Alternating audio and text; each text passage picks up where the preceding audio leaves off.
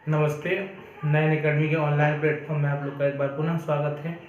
पाचन तंत्र हम लोगों ने पढ़ा था, इसके बाद में अगला जो तंत्र हमारा है वो आपका श्वसन तंत्र है, रेस्पिरेटरी सिस्टम है, उसी पे हम लोग स्टडी करने वाले हैं। ठीक है ना। तो पहली बात तो ये श्वसन तंत्र में क्या है, तो हमने कहा कि जो आप लोग वायुमंडल से गैसें अंदर लेते हैं बाहर करते हैं। तो पूरे पहले तो ये समझते हैं कि श्वसन तंत्र को हम कितने भाग में बांटते हैं। तो आपने कहा कि पहला भाग है वायु श्वसन है, एक्सटर्नल रेस्पिरेशन। दूसरा अगर देखा जाए तो अंतः श्वसन है। ठीक है ना। तो पहले जो वायु श्वसन है, उसके बाद में अगर देखा जाए तो अंतः श्वसन के बाद में, वायु श्वसन के बाद में गैसों का विनिमय आ जाएगा। तो गैसों का विनिमय है ना, और इसके बाद में तीसरे में आ जाएगा गैसों का परिवहन, गैसों का परिवहन, ट्रांसपोर्टेशन। और इसके बाद चौथे में अगर देखा जाए तो अंतः श्वसन है, या आपने कहा कि कोशिकीय श्वसन है। सबसे अधिक कोशिकीय श्वसन, सबसे अधिक कॉम्प्लिकेटेड, यही चौथा टॉपिक है। अब पहले हम वायु श्वसन की बात करें तो वायु श्वसन में अगर देखा जाए तो क्या है, तो आपने कहा वायु श्वसन के अंतर्गत सर दो ही बातें हैं। सबसे आसान वायु श्वसन है। तो वायु श्वसन में जैसे हम लोग पहली बात तो ये कहते हैं कि सांस लेते हैं। तो जब मैं आपसे पूछता हूँ कौन सी गैस लेते हैं तो आप पूछते हैं कि ऑक्सीजन लेते हैं, जबकि क्वेश्चन गलत है। अगर पूछा जाए कौन सी गैस लेते हैं तो एटमॉस्फेयर में जो भी अवेलेबल गैसें हैं वो सब हम लोग लेते हैं, और जो अंदर से मिश्रित गैसें हैं वो हम लोग छोड़ते हैं। तो क्वेश्चन पूछा जाए कि हम लोग कौन सी गैसें लेते हैं, तो आपको स्पष्ट ये बताना है कि हम लोग मिश्रित गैसें लेते हैं जो कि एटमॉस्फेयर में अवेलेबल हैं। अब इस एटमॉस्फेयर में अवेलेबल कौन सी गैसें हैं, तो गैसों में नाइट्रोजन आप जानते हैं कि 78% नाइट्रोजन है, तो हम लोग नाइट्रोजन लेंगे। ऑक्सीजन कितनी है, तो 21% ऑक्सीजन है, तो वो ऑक्सीजन लेते हैं। और आर्गन कितनी है, तो 0.9% है, तो 0.9% लेंगे, और CO2 0.03%। तो जब हम सांस अंदर खींचते हैं तो वास्तव में वैक्यूम नहीं करते हैं। अंदर जो फेफड़े हैं उसमें एल्वोलाई है, वायुकोश है। जब अंदर का दबाव कम हो जाता है, बाहर का दबाव अधिक होता है, तो बाहर के दबाव से अंदर के दबाव की तरफ गैसें चलती हैं। इस क्रिया को कहते हैं निःश्वासन कहते हैं। क्या कहते हैं, निःश्वासन कहते हैं, इंस्पिरेशन कहते हैं। ठीक है ना। और जब हम लोग क्या कहते हैं, बाहर जो अंदर फेफड़े से उड़ते हैं, सिस्टोलिक वाली कंडीशन आएगी, तो अंदर वाली जो गैसें हैं 78% जिसमें नाइट्रोजन है, और 17% ऑक्सीजन है, 0.9% क्या है, आर्गन है, 4% क्या है, तो आपने कहा ये जो कम हुई थी ऑक्सीजन वो यहाँ पे। तो ये आपने कहा कि हम ये उच्छ्वास कहलाता है। तो संपूर्ण प्रक्रिया जो है वो श्वासोच्छ्वास हो गया। जब लेते हैं तो निःश्वासन जो एटमॉस्फेयर में अवेलेबल है वो जाएंगी, जब छोड़ेंगे तो उच्छ्वास जो अंदर से आएंगी वो मतलब सीधी सी बात ये है कि हम लोग लेते भी मिश्रित गैसें हैं और छोड़ते भी मिश्रित गैसें हैं। तो आपने कहा कि जब गैसें जाती कहाँ से कहाँ हैं, तो मैंने कहा बाहरी वायुमंडल से जाती हैं, कहाँ पे, फेफड़ों में जाती हैं। ठीक है ना। अब एक बात ये आता है कि क्वेश्चन आता है कि हम लोग कितनी बार सांस लेते हैं, तो आपने कहा 1 मिनट में 12 से 15 बार श्वसन क्रिया सामान्य रूप से करते हैं। अगर सामान्य व्यक्ति है तो 101 मिनट में कितना करते हैं, 12 से 15 बार करते हैं। और इसके बाद में जब हम सांस लेते हैं तो 250 ml वायु हम लोग लेते हैं। ठीक है ना। अब 250 ml वायु ऑक्सीजन जा रही है अंदर तक, ये तो सब जा रहा था, सब छोड़ रहे थे, लेकिन यहाँ ऑक्सीजन वाली बात आ गया। और 220 ml वायु जो है, CO2 जो है, वो क्या करते हैं, हम लोग बाहर निकालते हैं। ठीक है ना। तो बाकी जो आपका O2 है उसका प्रयोग होता है। तो आपने कहा कि सर जो मिश्रित गैस है वो कहाँ से कहाँ तक जाती हैं, तो आपने कहा कि जो भी एटमॉस्फेयर से, वायुमंडल से कहाँ तक जाएंगी, फेफड़ों तक। तो हम सांस लेते हैं, सांस छोड़ते हैं, तो लेते छोड़ते नहीं, हमने आपको पहले बताया।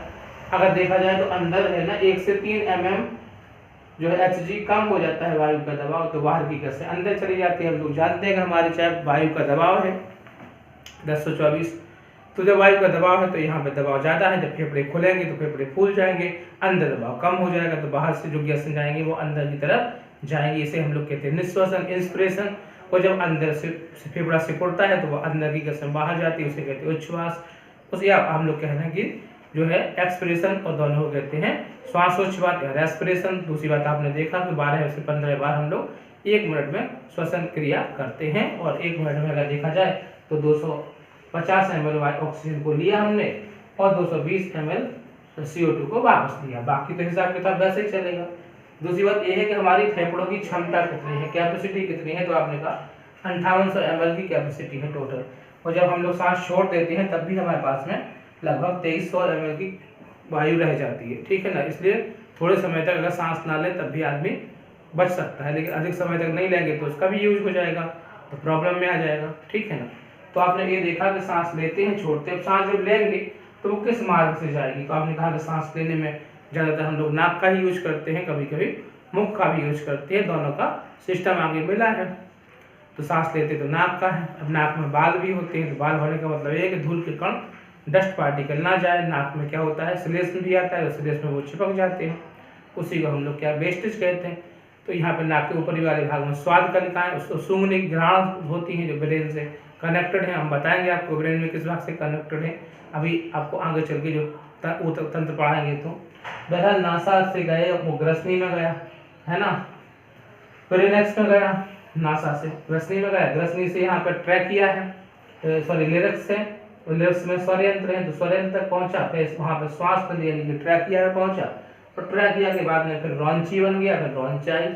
तो आपने ये देखा कि यहाँ पे जो श्वास नली है उसकी जो लंबाई कभी कभी पूछता है तो 12 सेंटीमीटर की इसकी लंबाई है, ध्यान रखना। व्यास लगभग 2.5 सेंटीमीटर का, 2.5 सेंटीमीटर का, बड़ा सबसे बड़ी जो है उसका जो व्यास है वो 2.5 सेंटीमीटर का है, और जो इसका लंबाई कितना है तो आपने कहा 12 सेंटीमीटर की है। तो इसके बाद में अनेक शाखाएं बढ़ जाती हैं लंग्स में। अब बात हम फेफड़ों की करें तो वायु जाती है फेफड़ों में, लंग्स में, तो आप जानते हैं कि दोनों ओर हृदय के दोनों ओर फेफड़े हैं। अब जो राइट फेफड़ा है वो थोड़ा बड़ा है, ध्यान रखना। अब वो लेफ्ट फेफड़ा है वो थोड़ा छोटा है, क्योंकि ये राइट फेफड़ा जो है लंग्स है वो उसमें 3 पालियाँ हैं और लेफ्ट फेफड़े में 2 पालियाँ हैं। तो राइट थोड़ा बड़ा है और लेफ्ट थोड़ा छोटा है। अब फेफड़ों में क्या होते हैं कि छोटे छोटे वायु के कोष होते हैं, तो जो वायु के कोष होते हैं उन्हें एल्वोलाई कहते हैं। तो आपने ये देखा कि जो भी गई, अब एल्वोलाई होती कितनी है, तो एक फेफड़े की बात किया जाए तो उसमें एल्वोलाई की संख्या होती है 30 करोड़। कितना होती है, तो आप कल्पना करिए, बहुत 30 करोड़ एल्वोलाई है एक फेफड़े, समझिए आप।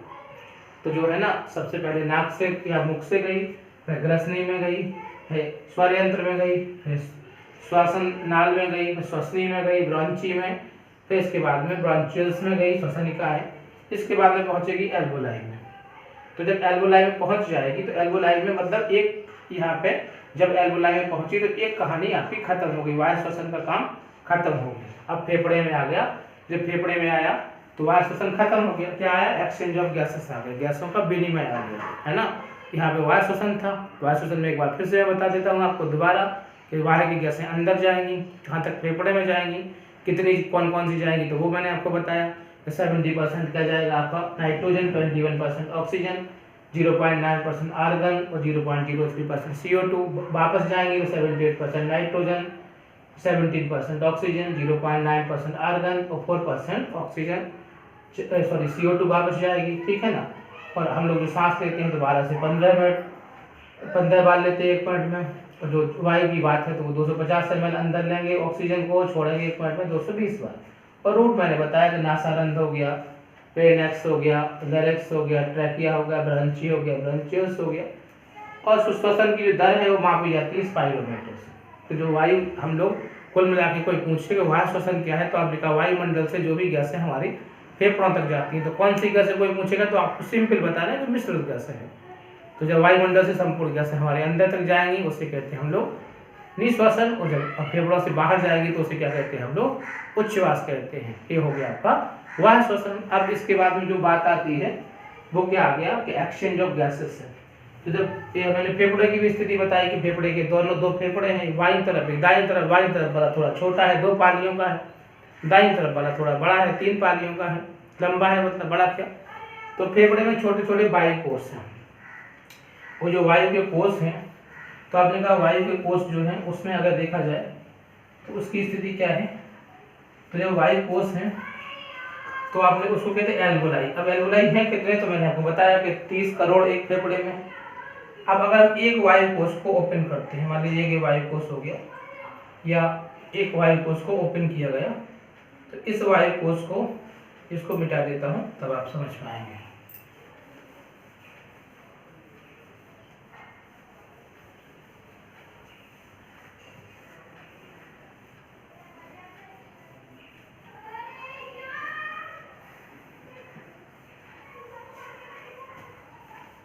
अब इसमें पहला टॉपिक आपका ही खत्म हुआ। दूसरा टॉपिक में क्या है, आपने कहा एक्सचेंज ऑफ गैसेस है ना, तो आपने कहा गैसों का विनिमय, गैसों का विनिमय।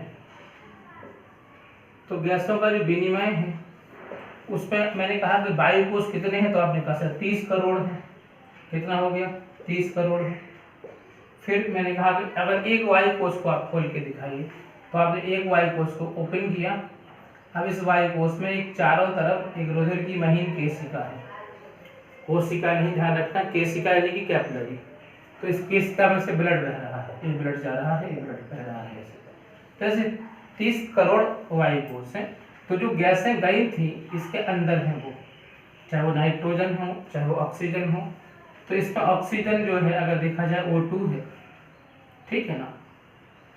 तो अगर इसमें जो O2 है तो ऑक्सीजन का जो अंदर दबाव है वो 100 mmHg है। कितना है, 100 mmHg, मतलब दबाव कितना है, पारे के बराबर।